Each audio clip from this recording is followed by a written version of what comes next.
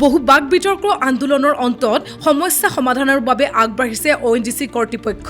ONGCয়ে সিদ্ধান্ত লৈছে ৱেলটো কেপিং কৰি গেছ নিৰ্গমন সম্পূৰ্ণৰূপে বন্ধ কৰাৰ। গোটেই গেছ ৱেলটো অৰ্থাৎ যিটো ক্ৰুড ৱেল আছিল য'ৰ পৰা হাইড্ৰকাৰ্বন ওলাইছিল সেই ৱেলটোকে সম্পূৰ্ণৰূপে কেপিং কৰাৰ সিদ্ধান্ত লৈছে।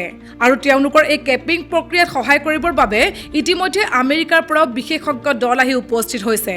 কালিলৈ পৰা 5-6 দিনীয়া কাৰ্যসূচীৰে এই কেপিং প্ৰক্ৰিয়া আৰম্ভ হ'ব। এই কেইটা দিনত তেওঁলোকে ৰাইজৰ সম্পূৰ্ণ সহযোগিতা কামনা কৰিছে। এই প্ৰক্ৰিয়া হোৱাৰ পাছতে ৱেলটো সম্পূৰ্ণৰূপে বন্ধ হৈ পৰিব আৰু সম্ভাৱ্য বিপদৰ পৰা ৰক্ষা পাব শিৱসাগৰবাসীয়ে। আৰু এই বিষয়ে ONGCৰ কৰ্তৃপক্ষই মুখ্যমন্ত্ৰী ডক্টৰ হিমন্ত বিশ্ব শৰ্মাক অৱগত কৰে। মুখ্যমন্ত্ৰীজনে ৰাইজক ক্ষতিপূৰণ সন্দৰ্ভত ONGCৰ চেয়াৰমেনৰ লগত কথা পাতে আৰু তেখেতসকলে আশ্বাস দিছে যে ONGCয়ে জিলা প্ৰশাসনৰ লগত যুটীয়াভাৱে ৰাইজৰ ক্ষয়ক্ষতিৰ বুজ ল'ব আৰু যি ধৰণে ক্ষতি হৈছে ONGCয়ে সেইখিনি পূৰণেৰে ক্ষতিগ্ৰস্ত ৰাইজক সহায় কৰিব বুলি জনাইছে। এই বিষয়ে মুখ্যমন্ত্ৰী ডক্টৰ হিমন্ত বিশ্ব শৰ্মাই আজি দিছপুৰৰ লোকসেৱা ভৱনত আয়োজন কৰা সংবাদ মেলৰ জৰিয়তে পোনপটীয়া প্ৰচাৰৰ দ্বাৰা সদৰি কৰে। প্ল্যান বি, প্ল্যান সি, প্ল্যান ডি 4টা ইমাৰ্জেঞ্চি মেথড ONGCয়ে এক্টিভেট কৰে বা অইল ইণ্ডিয়াই এক্টিভেট কৰে। প্ৰথমটো হৈছে যে তেওঁলোকে যিটো জাগাৰ পৰা গেছ ওলাই আছে তাত তেওঁলোকে প্ল্যান এত মাড বা বোকা তেওঁলোকে দিয়ে আৰু গেছটো লিকটো বন্ধ কৰিব পাৰে নেকি চেষ্টা কৰে। তাৰ পিছত প্ল্যান বি তেওঁলোকে কিছু মেটেৰিয়েল ওপৰৰ পৰা ঢালে, সেই মেটেৰিয়েলবিলাকে গেছ ওলোৱাটো বন্ধ কৰিব পাৰে নেকি সেই বিষয়ে চেষ্টা কৰে। আৰু যেতিয়া এই দুইটা বিফল হয় তেতিয়া তেওঁলোকে যিটো জাগাৰ পৰা গেছ লিক হয় বা গেছ ওলাই আছে তাক সম্পূৰ্ণৰূপে কেপিং কৰি দিয়ে। তাৰমানে সেই যিটো ৱেল সেইটো চিৰদিনৰ কাৰণে বন্ধ হৈ যায় আৰু তাক তেওঁলোকে কেপিং কৰি দিয়ে। কেপিং কৰাৰ কাৰণে তেওঁলোকে লিড আদিৰ দৰে ডাঙৰ মেটেৰিয়েল দি এখন প্লেট বনাব আৰু সেই প্লেটখন ওপৰৰ পৰা পেলাই দিব।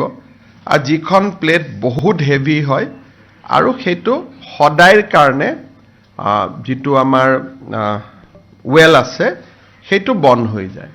বাগজানতো প্ল্যান এ, প্ল্যান বি দুইটা বিফল হোৱাৰ পিছত তেওঁলোকে প্ল্যান সি অৰ্থাৎ কেপিং কৰি চিৰদিনৰ কাৰণে ৱেলটো বন্ধ কৰি দিছিলে।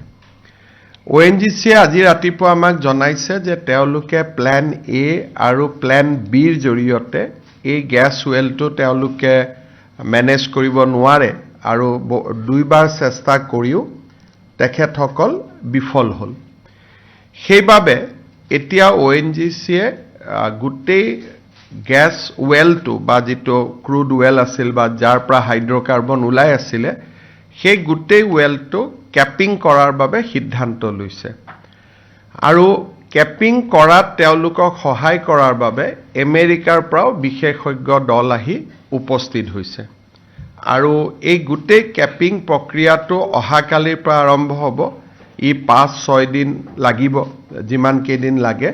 কিন্তু ফাইনেলি যি ধৰণে অইল ইণ্ডিয়াই কৰিছিলে তেওঁলোকে ইয়াক কেপ কৰাৰ বাবে সিদ্ধান্ত লৈছে, কেপিং কৰাৰ বাবে সিদ্ধান্ত লৈছে। আৰু এইকেইটা দিন ৰাইজে সকলোকে সহায় কৰিব লাগিব আৰু গোটেইখিনি হৈ গ'লে আমাৰ পাৰ্মানেণ্টলি ৱেলটো কেপ হৈ যাব।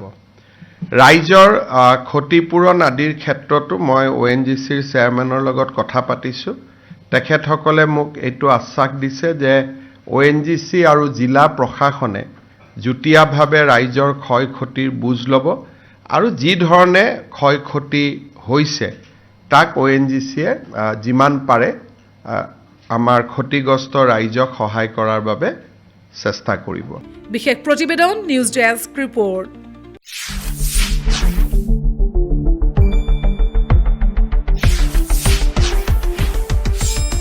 শুদ্ধ আৰু বিস্তৃত বাতৰিৰ বাবে চাই থাকক নিউজ ডেস্ক ৰিপৰ্ট।